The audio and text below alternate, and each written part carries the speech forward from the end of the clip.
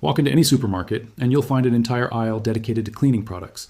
There's a separate spray for your kitchen counter, another for your bathroom tiles, one specifically for glass, one for wood, one for tough grease, and somehow a different one for your stainless steel appliances. Each bottle is brightly colored, professionally marketed, and priced between $5 and $15. Now multiply that across an entire household, across an entire year, across millions of households. That's how you build a $20 billion industry. But here's the question.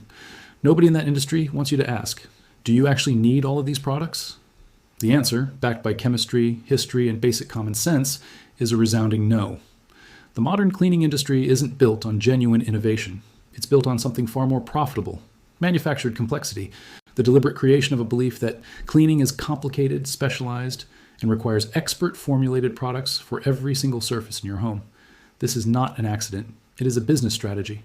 Marketing departments spend billions every year ensuring that when you see a greasy stovetop, your first instinct is not to reach for something you already own, but to reach for your wallet.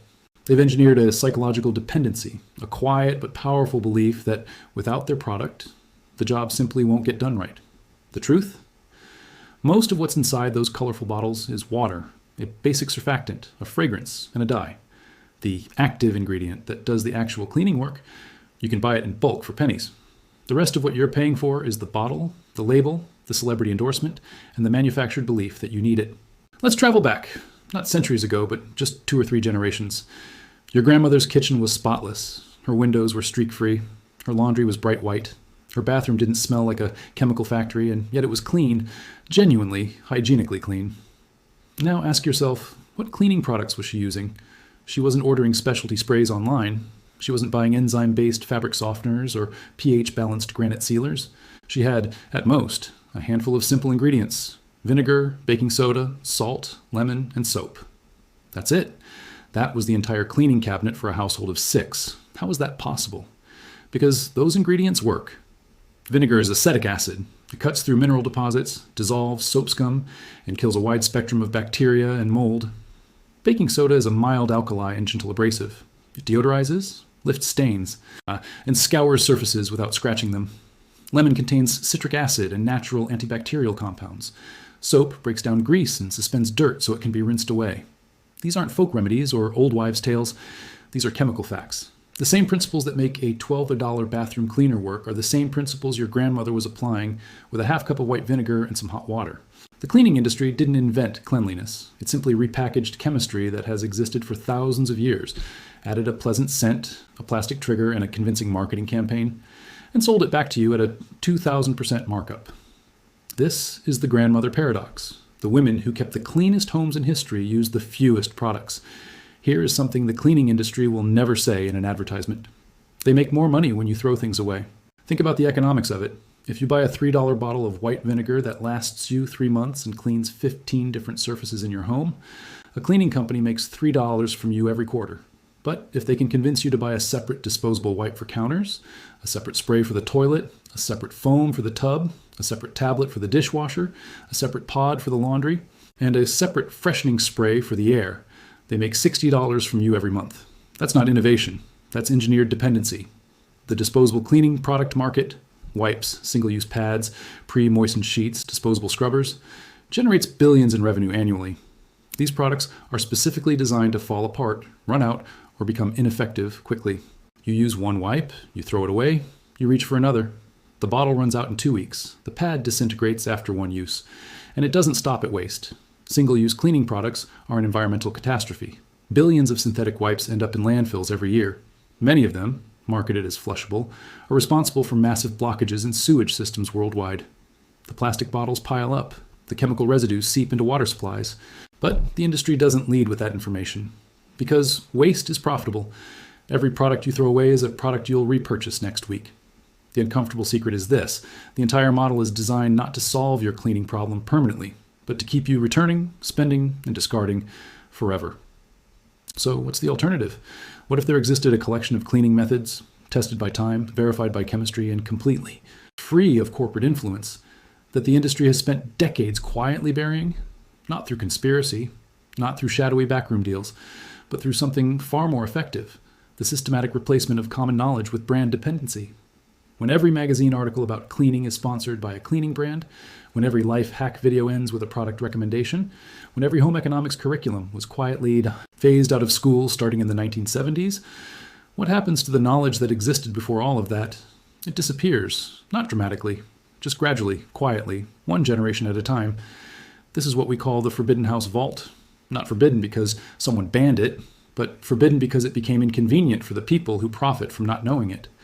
It is a collection of methods, ratios, combinations, and techniques that use ingredients you already own or can buy for almost nothing. Work on more surfaces than any specialized product. Produce zero harmful chemical residues. Have been independently verified to be as effective or more effective than commercial alternatives.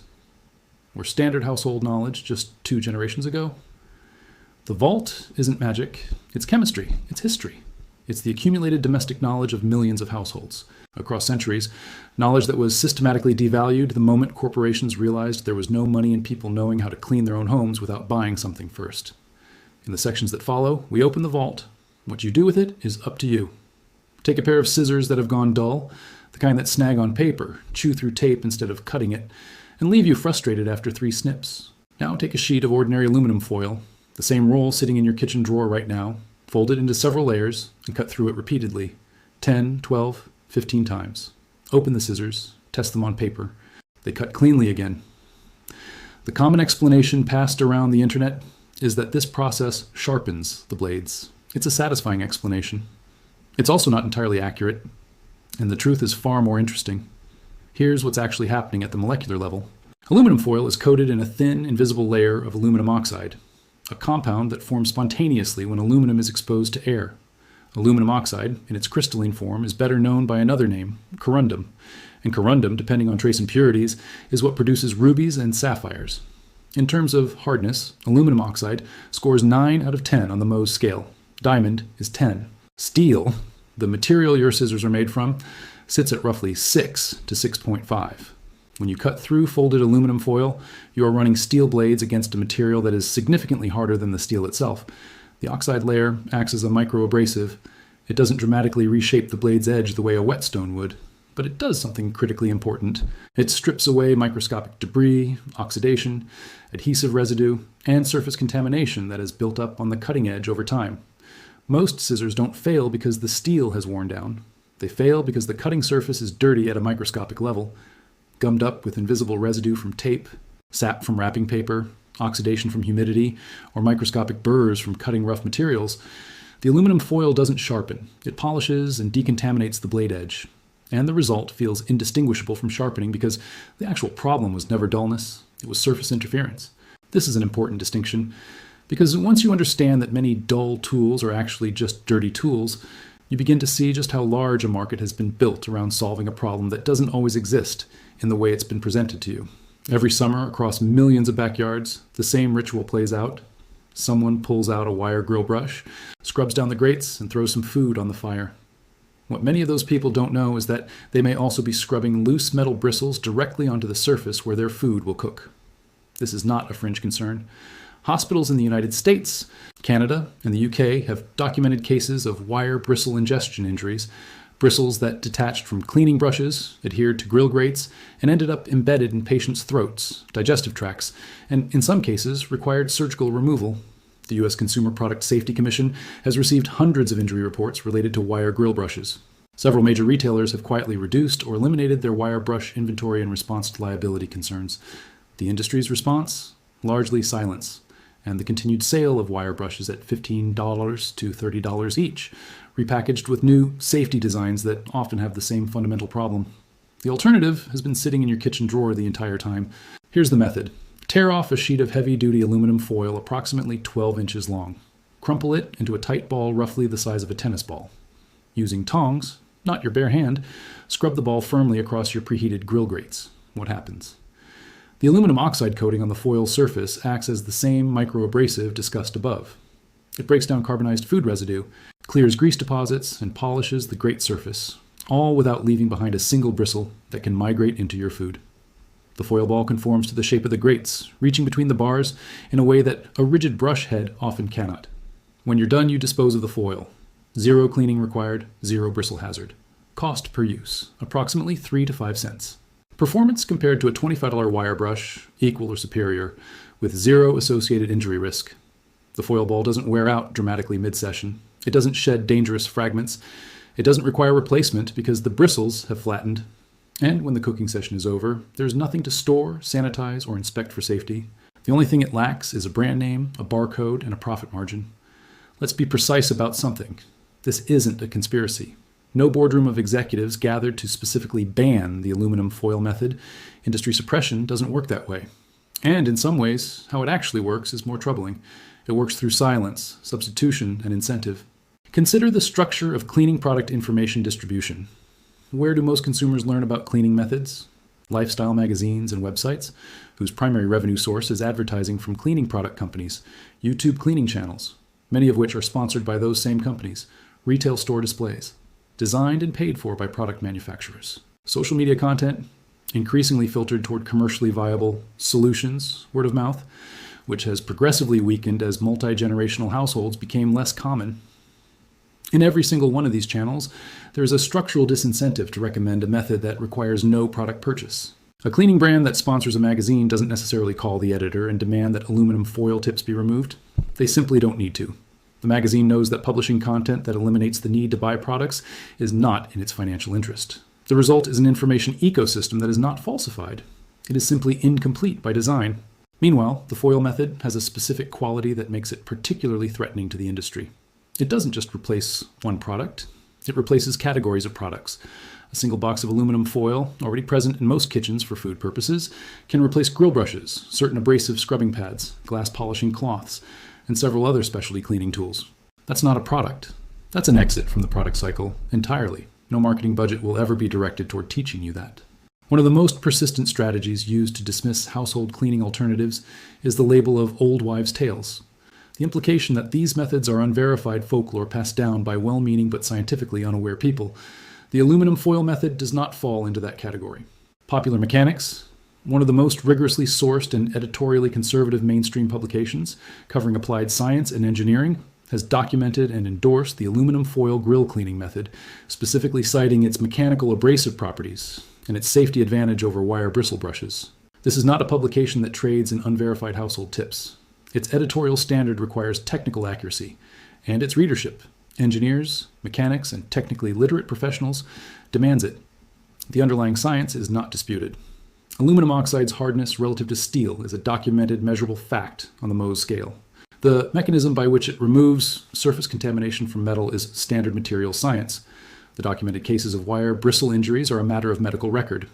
What we are dealing with here is not a question of whether the method works. The evidence for that is clear. The question is only why this information is not more widely known.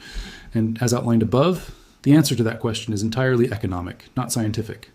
The foil ball is not a hack. It is not a trick. It is not a shortcut. It is applied materials science available to anyone at a cost so low it effectively rounds to zero. And that, more than anything else, is why you likely haven't heard about it until now. Stand in the cleaning aisle of any hardware store and you'll find a dedicated section for chrome and metal polishes. The bottles are sleek, often packaged in silver or metallic finishes to signal authority. The language on the label is confident. Removes rust and water stains instantly. Restores showroom shine. Professional grade formula. The price tag sits between $12 and $20, sometimes higher for industrial strength variants. Now read the active ingredients.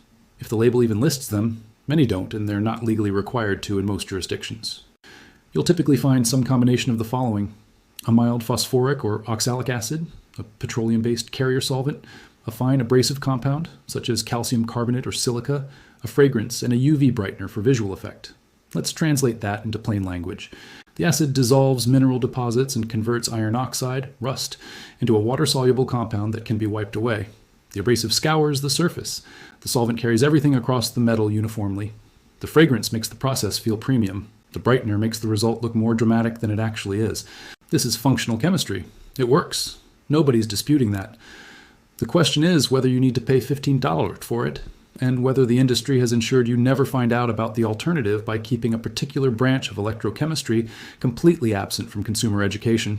That branch of chemistry is called galvanic exchange. It is over 200 years old. It is taught in every undergraduate chemistry and materials engineering program on Earth, and it will remove rust and chrome staining from your kitchen fixtures, bathroom taps, and automotive trim using materials that cost, in total, less than a single use of that $15 bottle. To understand galvanic exchange, start with a simple fact about metals. Not all metals hold onto their electrons with equal strength. Some metals are electrochemically eager. They readily give up electrons in a chemical reaction. Others are more stable, more reluctant to react. This property can be measured, ranked, and predicted with precision. The ranking is called the electrochemical series, and it is one of the foundational tools of chemistry and materials engineering. Aluminum sits near the reactive end of this series. Iron sits closer to the middle. Chromium and the metals used in chrome plating sit toward the stable end. Here is what this means in practical terms. When rust forms on iron or steel, including the steel beneath a chrome-plated surface, it exists as iron oxide, Fe2O3. Iron oxide is not a stable permanent compound in the way that many people assume. It is simply iron that has donated electrons to oxygen molecules in the air or water. The iron became oxidized. The rust is the evidence. Now introduce aluminum to that equation. Aluminum is so much more electrochemically reactive than iron that when the two are in contact in the presence of an electrolyte, any slightly conductive liquid, including plain water, salt water, or a dilute acid, aluminum will donate its electrons directly to the iron oxide compound. In doing so, it effectively takes back the oxidation reaction. The iron oxide is chemically reduced, converted back toward its metallic state, or into a form that releases easily from the surface. Meanwhile, the aluminum oxidizes in its place. The aluminum, in the language of electrochemistry, sacrifices itself. The rust doesn't just get scrubbed away, it undergoes a chemical transformation driven entirely by the difference in electrochemical potential between the two metals. The aluminum is the willing victim, the iron is restored. The practical method is straightforward. Wet the rusted or stained surface, tear a piece of aluminum foil and crumple it lightly so it has texture and surface area. Rub it against the rust or mineral stain. You do not need to scrub with great force. The chemistry is doing the heavy lifting. Within seconds to minutes, depending on the severity of the staining, you will see the rust begin to release, often turning into a dark gray slurry that wipes away cleanly, leaving the chrome or steel surface beneath visibly restored. No acids purchased separately, no petroleum solvents, no professional grade formula, just water, aluminum foil, and 200 years of electrochemistry. The electrochemical series, also called the activity series of metals, was systematically developed in the late 18th and early 19th centuries, with major contributions from Alessandro Volta, Humphrey Davy, and Michael Faraday. By the mid-1800s, it was well-established science. By the 20th century, it was standard curriculum in high school chemistry. The series ranks metals by their standard electrode potential, a precise, measurable value that quantifies exactly how readily a metal will give up or accept electrons in a chemical reaction.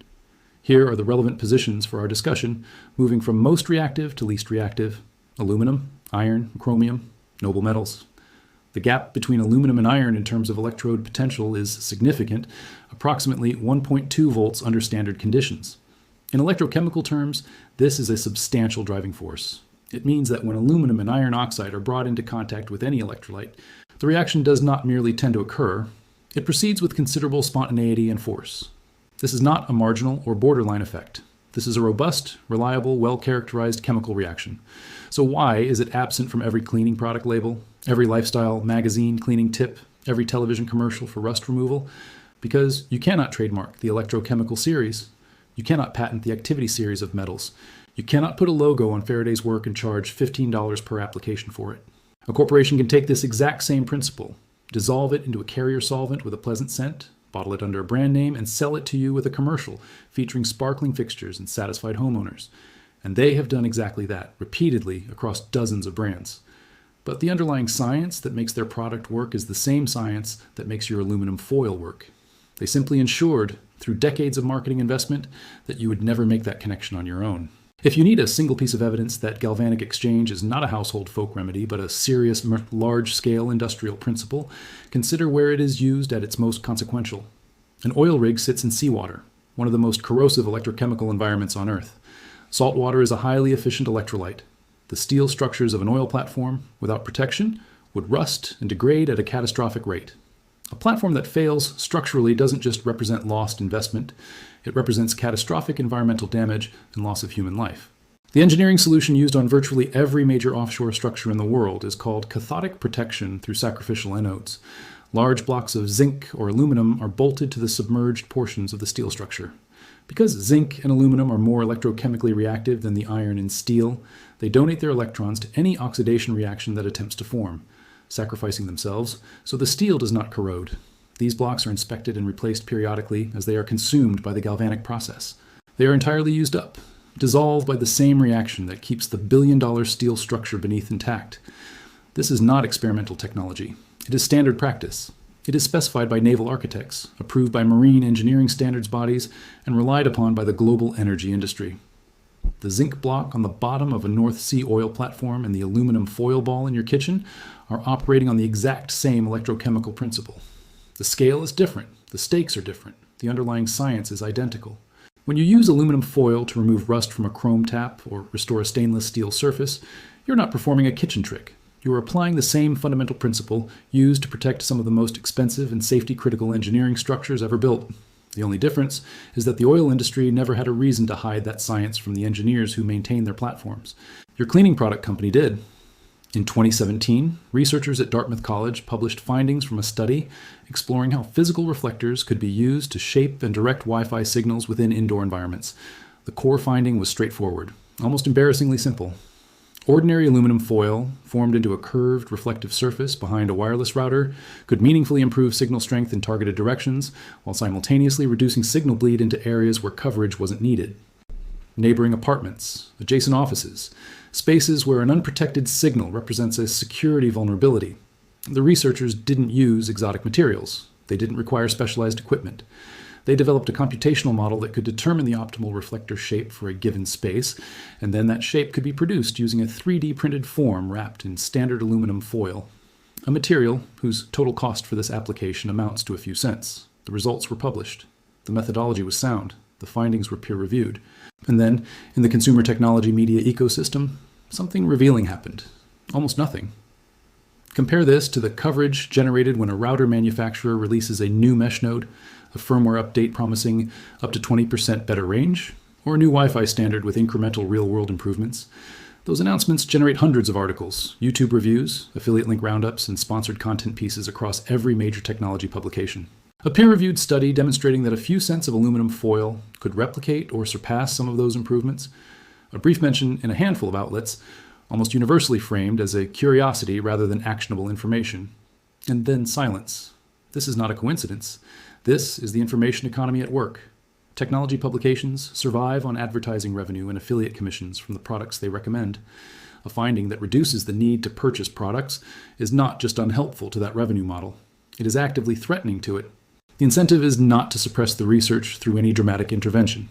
The incentive is simply to not amplify it, to treat it as a footnote rather than a headline, to ensure it never achieves the cultural penetration that a product launch receives automatically through paid distribution.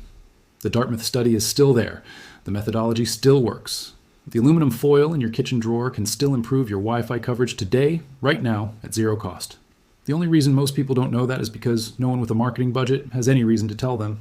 The most profitable customer in any industry is not the one who makes a large one-time purchase. It is the one who makes a small, automatic, recurring purchase, ideally one they no longer consciously think about.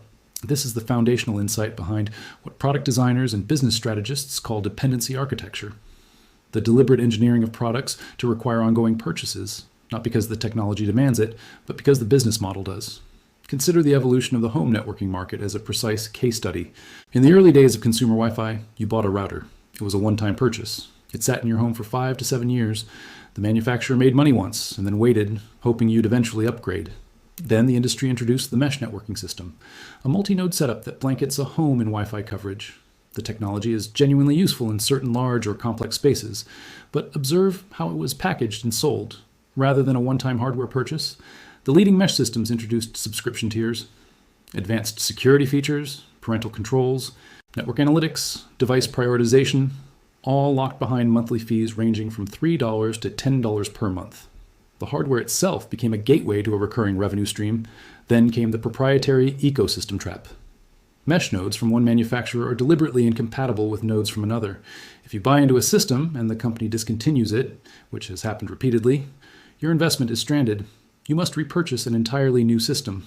Then came the planned obsolescence layer. Firmware updates for older hardware nodes are quietly discontinued after 2 to 3 years, rendering hardware that still functions perfectly unsupported, a word carefully chosen to create anxiety about security vulnerabilities, nudging users toward replacement purchases.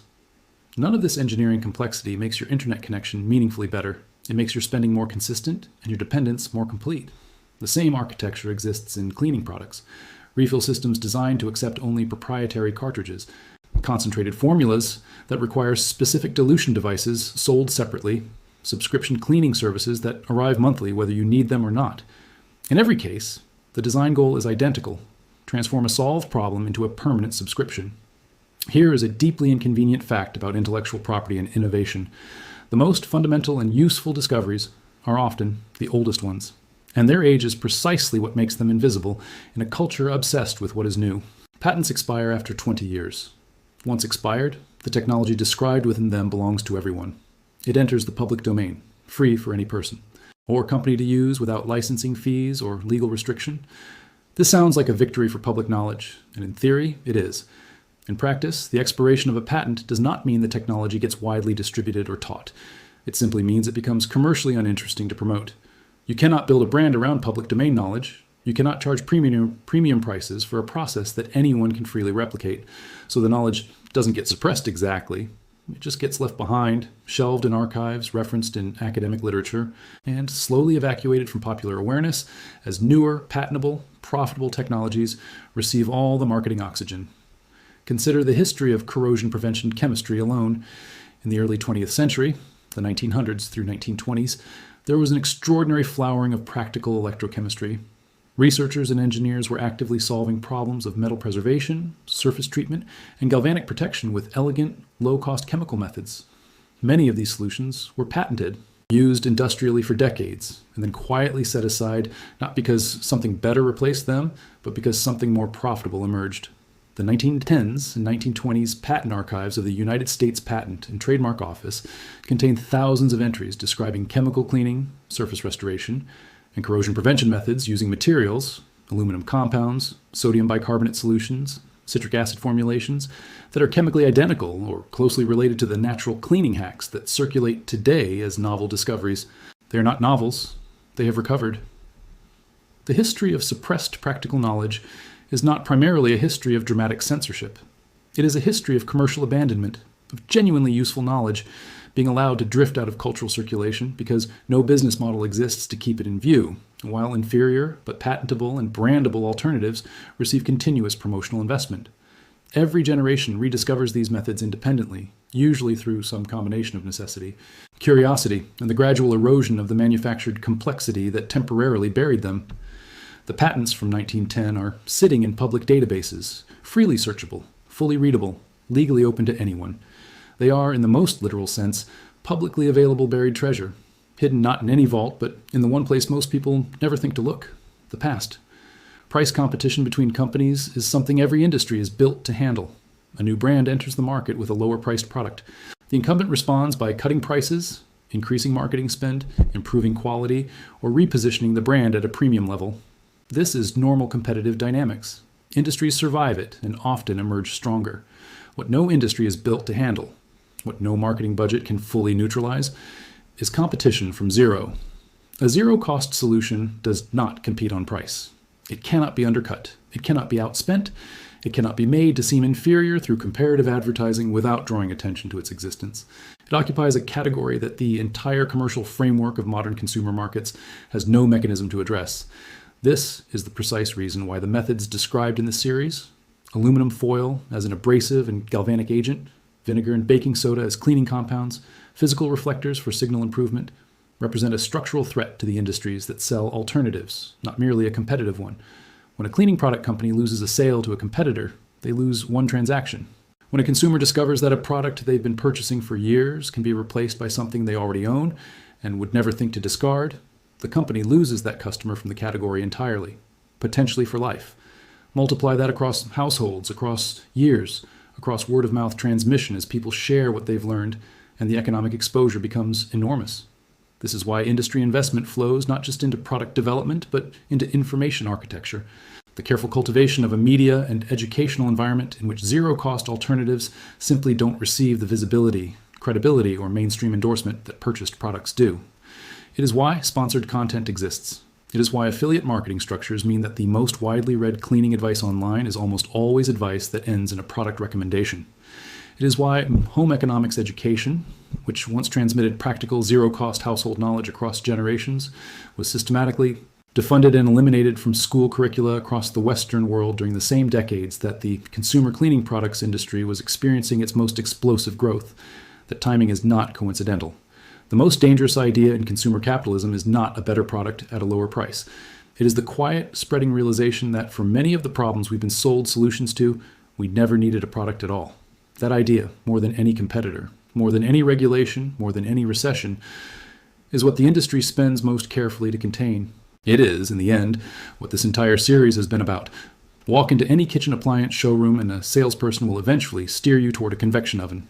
A unit that costs anywhere from $200 to $2,000 more than a standard oven, depending on the brand and configuration. The selling point is always the same. Convection ovens circulate hot air, producing more even heat distribution, better browning, crispier textures, and faster cooking times. This is accurate. Convection does produce better results in many baking and roasting applications. The science behind it is straightforward. Standard ovens heat primarily through radiation and conduction.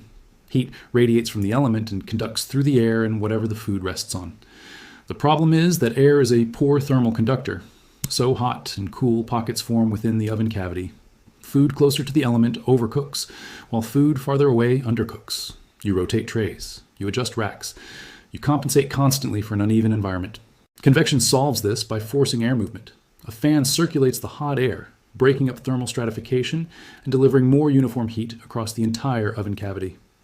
Now here is what the appliance industry will never put in a showroom display. You can create a meaningful convection-like effect in a standard oven using aluminum foil balls at zero cost. The method works through two simultaneous principles. First, place several loosely crumpled balls of aluminum foil on the oven floor or lower rack. Aluminum is an exceptional thermal conductor, approximately 4 times more thermally conductive than iron and significantly more so than the air it displaces. When the oven heats, these foil balls absorb thermal energy rapidly and re-radiate it into the surrounding air from multiple points and angles simultaneously. Instead of heat radiating from a single element in one direction, you now have multiple distributed heat sources radiating outward in all directions. Second, the irregular crumpled surfaces of the foil balls create turbulence in the air immediately surrounding them. Hot air rising from multiple uneven surfaces collides, deflects, and mixes in a way that flat surfaces do not produce. This is not full mechanical convection. The effect does not reach every corner of the oven with the consistency of a fan, but in the critical zone around your food, it meaningfully disrupts the thermal stratification that causes uneven baking. Professional bakers have used variations of this principle for decades, placing clay bricks, ceramic tiles, or metal weights in ovens to create what they call thermal mass, stored heat that stabilizes oven temperature and radiates more evenly. The aluminum foil ball method is a lightweight, zero-cost version of the same principle, accessible to anyone with a standard oven and a drawer of kitchen foil. The $1,900 convection upgrade solves a real problem. So does the foil in your kitchen drawer. In professional bakeries and serious home baking circles, there exists a concept that rarely makes it into mainstream cooking content: the air gap. When a baking tray sits flat on an oven rack, the bottom surface of the tray is in direct contact with, or in extremely close proximity to, the metal rack below. Heat from the rack conducts directly and intensely into the bottom of the tray, which then conducts into the bottom of whatever is baking. The result is a phenomenon every home baker knows intimately: perfectly risen, beautifully golden tops, and burnt, overdone, sometimes blackened bottoms. Professional pastry kitchens solve this through equipment, perforated baking sheets, air-cushioned double-layer pans, and professional-grade silicone baking mats, all of which create some form of insulating gap between the heat source and the food. A quality air-cushioned baking pan costs $30 to $60. A set of professional silicone mats runs $25 to $50. These are real solutions that work, and the baking industry markets them effectively. Here is the zero-cost version that produces a nearly identical result. Take a sheet of aluminum foil and crumple it loosely into a flat, uneven layer. Not a ball, but a rumpled sheet with peaks and valleys roughly half an inch high. Place this on your baking rack. Set your regular baking tray on top of it. What you have just created is a physical air gap between the rack and the tray. The crumpled foil elevates the tray unevenly on dozens of tiny contact points, allowing air to circulate beneath the entire bottom surface. Heat that would have been conducted directly and intensely through the rack now has to travel through air, a poor conductor, before reaching the tray bottom. The intense bottom heat is diffused and moderated. Simultaneously, the foil beneath reflects radiant heat back upward rather than absorbing it, further evening the thermal environment around your food. The practical result, cookies that brown evenly top and bottom, bread with a proper crust rather than a burnt base, roasted vegetables that caramelize on all sides rather than scorching where they contact the pan. This technique has a documented history in professional kitchens across Europe, particularly in French patisseries, where precision in pastry baking is non-negotiable, and where resourcefulness born of necessity produced solutions that predated the commercial baking equipment industry by generations. It was never a secret. It was simply never profitable enough for anyone to teach widely. Everything described across these 5 parts, the galvanic chemistry, the abrasive oxide layer, the thermal mass principle, the air gap technique, the Wi-Fi reflector, the electrochemical series, shares a single defining characteristic. None of it is new. All of it works. Almost none of it is widely known. That combination is not natural. Knowledge that works tends to spread. The fact that these methods have remained at the margins of popular awareness, while inferior, expensive, commercially produced alternatives dominate consumer behavior, is not the result of these methods being inadequate. It is the result of decades of systematic commercial investment in an alternative information landscape, one where what reaches you is determined not by what is most useful, but by what generates the most revenue when you act on it. The way that landscape gets corrected is not through legislation or corporate accountability or regulatory action, though those have roles to play. The primary mechanism is far simpler and far more immediate. It is you telling someone else. When you share one of these methods with a neighbor, a family member, a friend who just complained about rust on their kitchen tap, you are doing something that no corporation has a financial incentive to do. You are transmitting genuinely useful, zero-cost knowledge through a channel that no marketing budget can infiltrate or redirect. This is how the grandmother paradox resolves itself. Your grandmother didn't learn to clean with vinegar because she read a sponsored article about it. She learned because her mother showed her, who learned because her mother showed her, an unbroken chain of practical knowledge transmission that required no infrastructure, no funding, and no commercial intermediary. That chain was broken. Not all at once, gradually, through the fragmentation of multi-generational households, through the replacement of practical education with consumer education, through the slow substitution of buy this solution for here is how things work. Every time you share what you've learned here, not as a clever trick, but as genuine, grounded, scientifically valid knowledge, you repair one link in that chain. The vault was never truly sealed. It was just left unvisited long enough that most people forgot it existed. You have now visited it. What happens to this knowledge next is entirely in your hands. Everything in this series has dealt with physical and chemical principles, mechanics, electrochemistry, thermodynamics, the properties of materials, the behavior of electrons, the movement of heat. But there's another category of buried knowledge that operates on an entirely different level. Not chemistry, not physics. Specifically, the living chemistry that occurs in, on, and around your home, and the multi-billion-dollar industry built on ensuring you respond to it with fear, confusion, and purchased intervention rather than understanding. The next vault concerns enzymes, microbial ecosystems, and fermentation chemistry, the same biological processes that power industrial manufacturing at scale, that underlie the most advanced pharmaceutical production on Earth, and that your kitchen drain, your laundry, and your garden soil are already performing spontaneously for free every single day. You have been sold products to fight biological processes that were never your enemy. You have been sold products to replace biological processes that your home was already performing without your help. And in at least 3 specific, documented, scientifically verified applications, you have been sold products to simulate biological processes that a jar from your grocery store already contains, fully active, fully functional, waiting to be redirected. The enzyme revolution is not coming. It has already happened.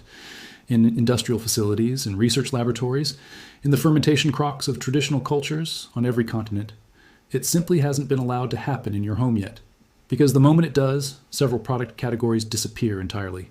The next vault opens soon. When it does, bring someone with you. The knowledge is more useful the more people carry it.